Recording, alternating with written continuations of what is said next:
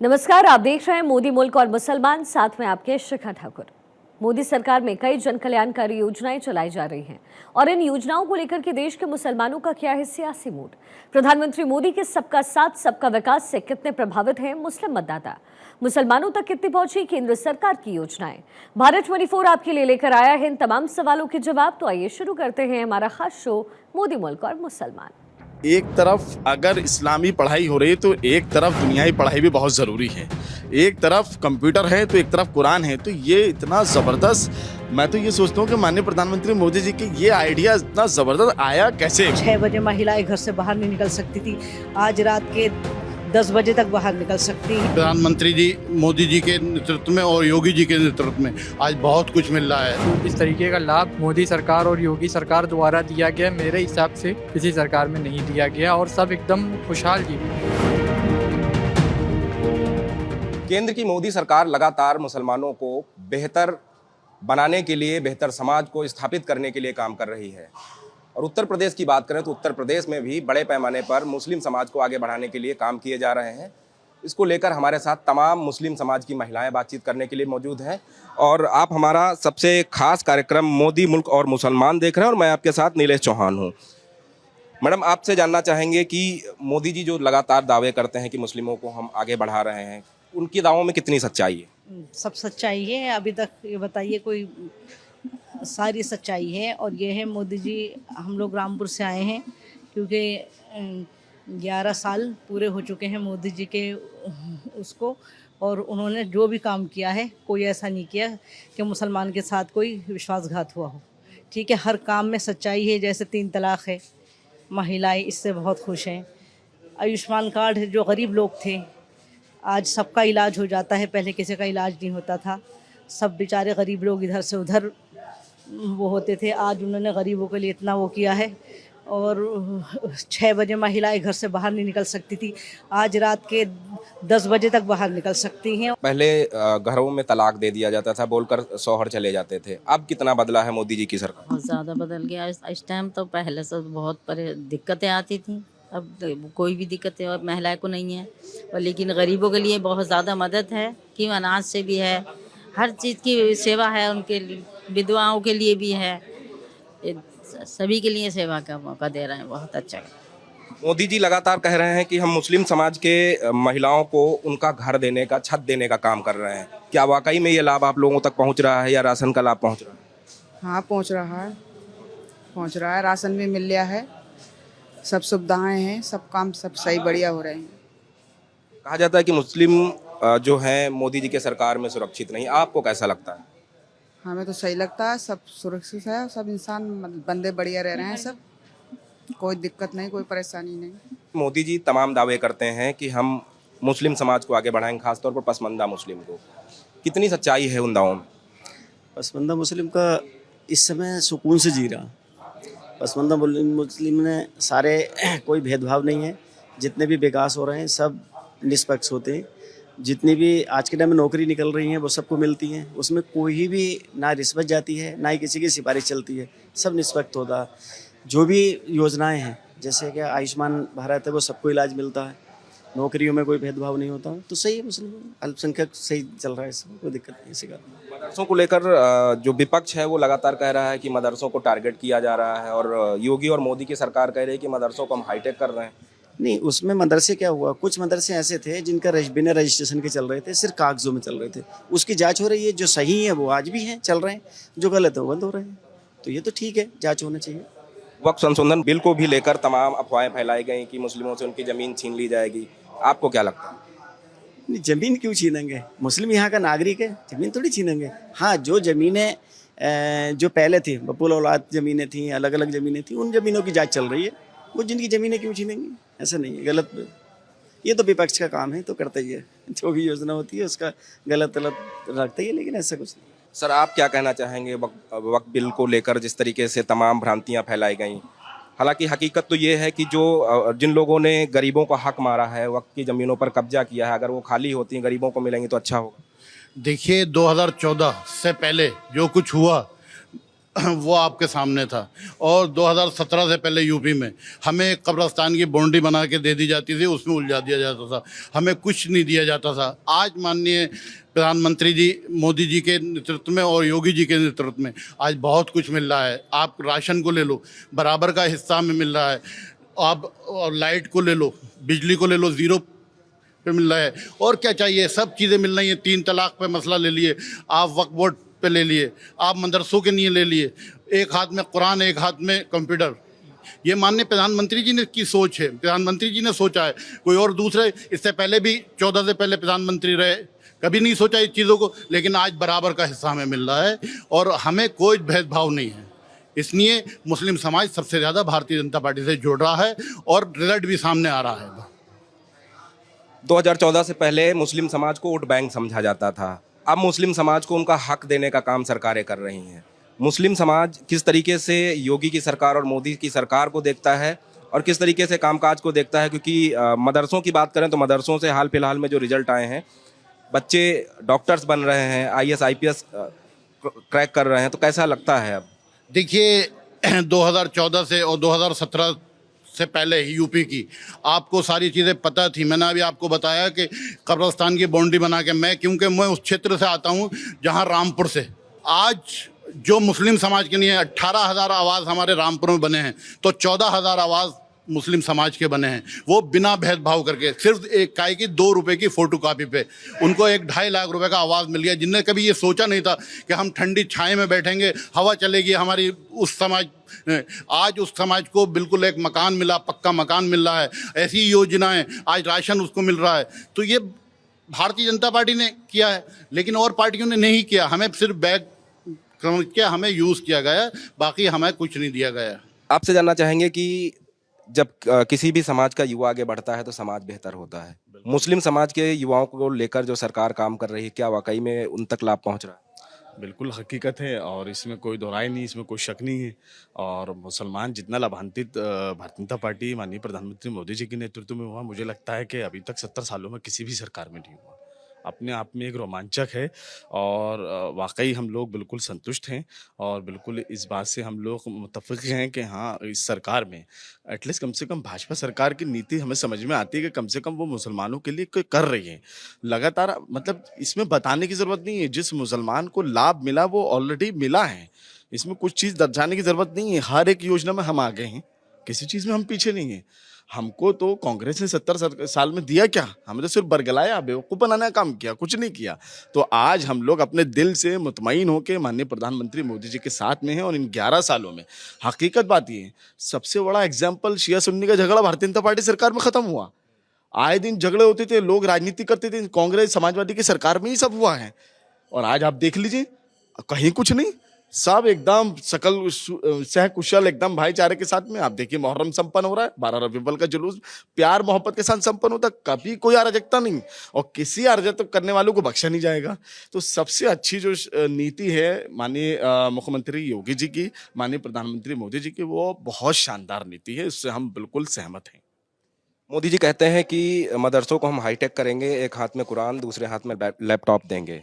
वो हकीकत भी दिखाई देती है। तमाम अभी रिजल्ट आए तो उसमें नीट टॉप करने वाले मदरसे के छात्र थे, IAS और IPS क्रैक करने वाले मदरसे के छात्र हैं। तो कितना ज़्यादा अब गौरवान्वित महसूस करते हैं जब हमारे मदरसों में भी अत्याधुनिक तकनीक का इस्तेमाल होगा और अत्याधुनिक पढ़ाई होगी? मुझे लगता है कि ये जो पहल हुई है, वाकई ये पहल बहुत ही ज़बरदस्त है और हमारे हक़ में है ये पहल। क्यों? क्योंकि देखिए, एक तरफ अगर इस्लामी पढ़ाई हो रही है तो एक तरफ दुनियाई पढ़ाई भी बहुत ज़रूरी है। एक तरफ कंप्यूटर है तो एक तरफ कुरान है। तो ये इतना ज़बरदस्त, मैं तो ये सोचता हूँ कि माननीय प्रधानमंत्री मोदी जी के ये आइडिया इतना ज़बरदस्त आया कैसे? मतलब किसी सरकार ने आज तक, जो भी होता वो सब हमारा वोट बैंक हम लोगों को समझा जाता है, कुछ नहीं, वोट लिया ख़त्म बात। उसके बाद मुसलमान कहाँ हैं कुछ पता नहीं। लेकिन कम से कम कुछ नहीं तो एटलीस्ट भारतीय जनता पार्टी कुछ सोचती तो है, भारतीय जनता पार्टी का स्लोगन तो है, कम से कम वो उसका कुछ प्लान तो है कि हाँ मदरसों के अंदर शिक्षा भी ज़रूरी है। और आज जिस तरीके से यूपी के अंदर अलग स्टेटों के अंदर जिस तरीके से बच्चे जो रिजल्ट आ रहे हैं, जो नीट क्वालिफाई कर रहे हैं, IPS IAS की डॉक्टर बन रहे हैं, इंजीनियर बन रहे हैं, श्रीनगर में जाके देखिए आप, और जगह जाके देखिए, हमारे उत्तर प्रदेश के बच्चे देख लीजिए, जो मदरसे के बच्चे की बात कर रहा हूँ मैं, स्कूल के बच्चों की बात नहीं कर रहा हूँ, मदरसों के बच्चों की बात कर रहा हूँ। जब से आधुनिक या अत्याधुनिक पढ़ाई की शुरुआत हुई है वहाँ पे, तब से इतने ज़बरदस्त तरीके से स्टूडेंट और मदरसे के बच्चे लगातार रिजल्ट क्वालिफाई कर रहे हैं, लगातार रिजल्ट बहुत शानदार आ रहे हैं। मोदी सरकार ने, आपने श्रीनगर की बात कही, तो मोदी सरकार ने कश्मीर में धारा 370 हटाने का काम किया। कहीं ना कहीं अब कश्मीर की और भी ज़्यादा तस्वीर बदलेगी, क्या लगता है? बिल्कुल, आज आप लाल चौक चले जाइए, आज आप लाल चौक को देखिए, पहले जैसा लाल चौक नहीं रहा। आज आप लाल चौक से जाके देखिए, आप गर्व के साथ में कश्मीरी भाई झंडा फहराते हैं, गर्व के साथ में झंडा रोहण होता है, गर्व के साथ में लाल चौक पे लोग जो है आवा जवान होता है, और गर्व के साथ लोग वहाँ पर रहते हैं। और वो ये कहते हैं कि इस सरकार में, भारतीय जनता पार्टी की सरकार में आज श्रीनगर बदलता हुआ श्रीनगर है। और एक चीज़ और वहाँ पर जो सबसे बड़ी हुई है कि वहाँ पर कुछ चीज़ें जो कांग्रेस की सरकार में बैन थी, जैसे कि मुहर्रम को लेकर बड़ा डिस्प्यूट था वहाँ पर, लेकिन वो आज हम इसका तो बहुत ही ज़्यादा शुक्रगुजार हैं हम भारतीय जनता पार्टी के कि उन्होंने मुहर्रम को पीसफुली, शांति के साथ आज मुहर्रम वहाँ पे संपन्न हो रहा है। आप देख सकते हैं प्रैक्टिकल डेमो है श्रीनगर में, और बहुत शानदार तरीके से मजालिस हो रही है, बहुत शानदार, मुसलमान गौरव फील कर रहा है। और हम इस सरकार से जितना सहमत इस सरकार से हैं, शायद हम किसी सरकार से नहीं हो पाएंगे। कश्मीर को लेकर क्या सोचते हैं? क्योंकि कश्मीर को लेकर तमाम बातें पहले प्रचलित थीं, अब कितना बदला है कश्मीर? देखिए, कश्मीर इतना बदला, कश्मीर को सही स्वतंत्र आज़ादी अब मिली है 70 साल के बाद। कश्मीर के जो नागरिक थे, झंडा किसी और का था, केंद्र का पैसा था, ऐसे अपने जीवन व्यतीत करते थे, मगर जो अब नागरिकता आई वो सही आई है। इसमें बच्चों को छूट में आज़ादी मिली है, पूरा स्वतंत्र हुआ है, उसमें सर्विस, नौकरी, एवरीथिंग, सारा बिजनेस, सारी चीज़ बिल्कुल ओपन कर दी गई है। उसमें सारा एक देश एक राष्ट्र का जो नारा था, वो नारा कश्मीर तक हमारा जा चुका है। कश्मीर के युवा भी अब उत्तर प्रदेश आकर बताते हैं कि वहाँ तस्वीरें बदली हैं, क्योंकि पहले युवाओं को मौका नहीं मिलता था, अब मोदी जी ने उनको मौका दिया। पहले उसमें बंटवारे की नीति थी, बंटवारे की पॉलिसी थी, सब कुछ थी। अब सारा एक राष्ट्र, एक नीति, एक नियम, एक कानून, एक व्यवस्था, एक झंडा। तो उसके लिए सारी चीज़ों को अच्छे मौके मिले, सारा खुशी महसूस कर रहे हैं। अभी हम पिछले महीने कश्मीर गए थे, तो मैंने खुद भी देखा कि वहाँ का जो है किस तरीके से जो है टूरिज़्म बढ़ा है और किस तरह सब चीज़ें हैं।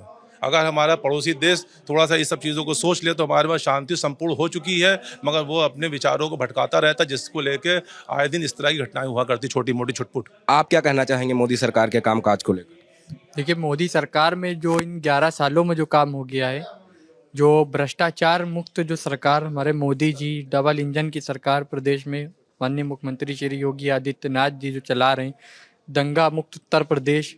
इससे पहले सभी जानते हैं कि मतलब क्या हुआ करता था, सपा गवर्नमेंट में दंगे होते थे, महिलाएं हमारी असुरक्षित रहती थी, तो वो सब चीज़ें अब नहीं है। बाबा ने जो कहा था कि एकदम कानून व्यवस्था एकदम करेक्ट रहेगी, तो वो एकदम करेक्ट है, और सभी माफिया इस समय थर-थर काँप रहे हैं। मुहर्रम भी चल रहा है, कांवड़ यात्रा भी निकलने वाली है, जगन्नाथ जी की रथ यात्रा निकल रही है, कहीं कोई उपद्रव नहीं, कहीं कोई बवाल नहीं। कैसा लगता है सरकार ने जब इतनी अच्छी व्यवस्था की है कि सभी धर्मों का सम्मान करते हुए सभी अपना अपना आयोजन कर सके? चाहे केंद्र हो या प्रदेश हो, ये व्यवस्था तो एकदम करेक्ट, एकदम परफेक्ट बनाई जाती है कि किसी तरीके का कोई विवाद ना होने पाए, किसी एक धर्म को या किसी एक समूह को, किसी को भी किसी तरह की भी कोई परेशानी का सामना ना करना पड़े, और ज़रा सा भी ना कोई बवाल हो, ना कुछ किसी तरीके का। और सारा जो त्यौहार हैं, हमारे सारे जुलूस है, मुहर्रम का हो या हमारी कांवड़ यात्रा हो, जगन्नाथ रथ यात्रा हो, तो वो एकदम सुख शांति के साथ, समृद्धि के साथ निकाली जा सके। मोदी जी ने कहा था कि हम पसमानदा मुस्लिमों को या पिछड़े हुए मुस्लिमों को हम उनका हक दिलाएंगे, बराबरी में लाएंगे। क्या वो काम हो रहा है? देखिए, मुसलमानों को, मैं पिछड़ों की और उनकी बात तो नहीं करूँगा, मैं ख़ास करके पूरे मुसलमान समाज की बात कर रहा हूँ। मुसलमान समाज को जो इस सरकार में जो योजनाएं प्राप्त हुई हैं, लोगों ने लाभ उठाया, हमारे बुज़ुर्गों ने, ख़ास करके हमारी मुस्लिम माँ बहनों ने जो जिस तरीके का लाभ मोदी सरकार और योगी सरकार द्वारा दिया गया, मेरे हिसाब से किसी सरकार में नहीं दिया गया, और सब एकदम खुशहाल जीवन जी रहे हैं। लगातार जो है मुस्लिम समाज को, चाहे वो राशन का लाभ हो या आवास का लाभ हो, सरकार की तरफ से उपलब्ध कराया जाता है, लेकिन इससे पहले सरकारों में हमने देखा था कि बिचौलिए होते थे, कहते थे कि भाई 20,000 दे दो हम आवास दिला देंगे। अब क्या ऐसा है? नहीं, अभी की जो भी है डीबीटी के तहत जो भी लाभार्थी होता है, जो पात्र होता है, उसके अकाउंट में डायरेक्ट पैसा जाता है। बिचौलिए का सभी समाप्त हो गया है, चाहे वो किसान सम्मान निधि से रिलेटेड हो या आवास योजना से रिलेटेड हो या जिला उद्यमी विकास योजना के हो, कोई भी चीज़ है आप डायरेक्ट करेंगे, बीच में दलाल या बिचौली का कोई काम नहीं रह गया है। डीबीटी के माध्यम से सभी को अकाउंट में पैसा पहुँचता है, तो एक प्रकार से दलाली वाला काम बंद हो गया जो सपा की सरकार में होता था। अखिलेश जी लगातार पीडीए करते हैं, कहते हैं पिछड़ा, दलित, अल्पसंख्यक। जब अल्पसंख्यक की बात आती है तो कहते हैं कि उनके साथ है, लेकिन उन्होंने क्या किया अल्पसंख्यकों के लिए? पीडीए का जो हम लोगों की तरफ से है कि एक पर्सनल डेवलपमेंट अथॉरिटी जो उन्होंने पीडीए का एक नारा दिया है, लेकिन हम लोग उसको कहते हैं पर्सनल डेवलपमेंट अथॉरिटी, यानी कि जो अखिलेश जी का अपना परिवार है वो सिर्फ अपने परिवार का विकास करते हैं, उनका नारा इसीलिए पीडीए है। और रही बात हमारे अल्पसंख्यक समाज के बारे में, देखिए हमारे जो माननीय दानिश आज़ाद अंसारी जी हैं वो भी एक पसमानदा समाज से आते हैं और हम लोग के एक रोल मॉडल भी हैं, स्पेशली मेरे तो रोल मॉडल है ही हैं और हम उनसे प्रेरणा भी लेते हैं।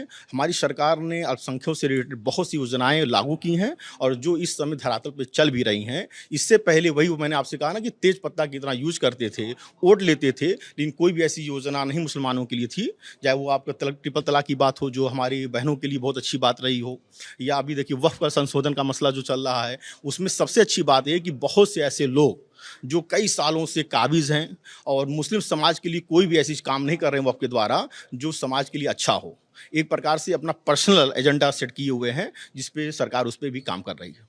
वादे किए गए कि हम धरातल पर मुस्लिम समाज को बेहतर बनाएंगे, बेहतर उनका समाज स्थापित करेंगे, वो वादे कितने ज़्यादा पूरे हुए? बिल्कुल काफ़ी हद तक चीज़ें हुई हैं, काफ़ी हद तक जो कहा गया था वो किया भी गया है। बहुत सारी चीज़ों में तरमीम बदलाव किए गए हैं, ऐसा नहीं है जो वो मुसलमानों के हक़ में हैं, मुसलमानों के हित में हैं। बहुत सारे कानून जो पास किए गए हैं वो कहीं न कहीं उससे एक खुशहाली आई है और कहीं न कहीं उससे एक ताकत मिली है और एक मजबूती मिली है मुस्लिम समाज को। और उम्मीद करते हैं आगे भी हम माननीय प्रधानमंत्री मोदी जी को ही प्रधानमंत्री देखना चाहते हैं, माननीय मुख्यमंत्री जी को, योगी आदित्यनाथ जी को, उनको एक बार फिर मुख्यमंत्री देखना चाहते हैं। तो हमें उम्मीद है कि आगे जितने भी ऐसे इदारे हैं जिसमें भ्रष्टाचार और लगातार उसके अंदर उथल कूद हुई है, तो हम चाहते हैं कि बिल्कुल उसमें सही किया जाए, करेक्शन किया जाए। और आगे भी हम उम्मीद करते हैं भारतीय जनता पार्टी सरकार से कि मुसलमानों के हित में जो भी करेगी बहुत अच्छा करेगी, बहुत बेहतर करेगी। वक्फ संशोधन बिल की अगर बात करें तो विपक्ष ने तमाम भ्रम फैलाए कि वक्फ संशोधन बिल अगर लागू होगा तो ज़मीनें चली जाएंगी, लेकिन हकीकत ये है कि जब वक्फ संशोधन बिल लागू होगा तो उन मुस्लिमों को उनका हक मिल सकेगा जिन पर कोई दबंग मुस्लिम ने सेंधमारी की है या जबरन जो है वक्फ की ज़मीन पर कब्जा कर रखा है। देखिए वक्फ का मामला एक ऐसा मामला है कि हालांकि मैं तो किसी काबिल नहीं जो मैं वक्फ पे बोलूं, और हमारे ऊपर और बहुत सारे लोग हैं जो हमारे उलमा हैं, हमारे रहबर हैं जो वक्फ को पूरा लीड कर रहे हैं, देख रहे हैं। वक्फ देखिए, वक्फ असल में जो भी संपत्ति होती है वो अल्लाह की होती है। क्यों? क्योंकि हमारे यहाँ एक कॉन्सेप्ट है कि हमारे यहाँ कोई भी इंसान वो अपनी उसके पास जायदाद है या पैसा है या कुछ भी, तो वो अल्लाह के नाम पे वक्फ करता है, यानी वो किसी भी आदमी की नहीं होती, वो ज़मीन अल्लाह के नाम पे होती। उससे गरीब, मिस्कीन, पिछड़े, दबे कुचले लोगों के लिए मदद होती है। ऐसे इदारे बनते हैं कि जो यतीम बेवाओं की इसमें उनसे उनकी मदद मिल सके। तो ये जो भी इसमें प्रॉपर्टी होती है, जो भी इसमें होता है, वो सब अल्लाह के नाम पे होता है। इसमें कोई खुर्द-बुर्द नहीं किया जा सकता। अगर भाजपा सरकार, माननीय प्रधानमंत्री मोदी जी अगर इसमें करेक्शन करके, जैसे भ्रष्टाचार हो रहा है या जो लोग ऐसे हैं जो आज तक हमें पता ही नहीं चला, मुसलमानों को ही पता ही नहीं चला कि वक्फ की कमाई कितनी है।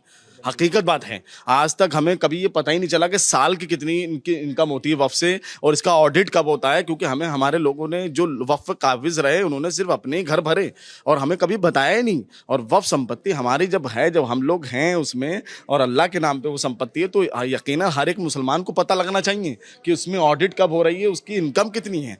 लेकिन अगर माननीय प्रधानमंत्री मोदी जी से हम यही आग्रह करेंगे कि अगर इस तरह का कोई भ्रष्टाचार है या कुछ भी है या कोई ऐसा आदमी बैठा है वक्फ में जो चोरी कर रहा है, उसको निकाल के बाहर करें और जो भी इसमें करेक्शन है वो सही से करें। और क्योंकि ये वक्फ हमारे अल्लाह के नाम पे होता है, तो इसमें हम यही चाहेंगे कि वक्फ हमारी संपत्ति वो हमारे गरीब, मिस्कीन, बेवाओं के काम में आती है।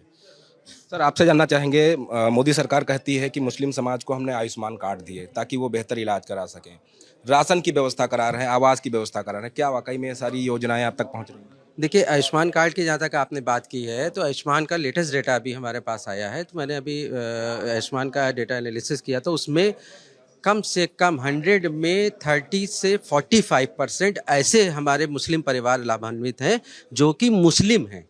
तो हम कभी कतई कह ही नहीं सकते कि हमारी माननीय मोदी प्रधानमंत्री मोदी जी की सरकार ने किसी वर्ग विशेष को या जाति विशेष को या धर्म विशेष को लेकर कार्य किया।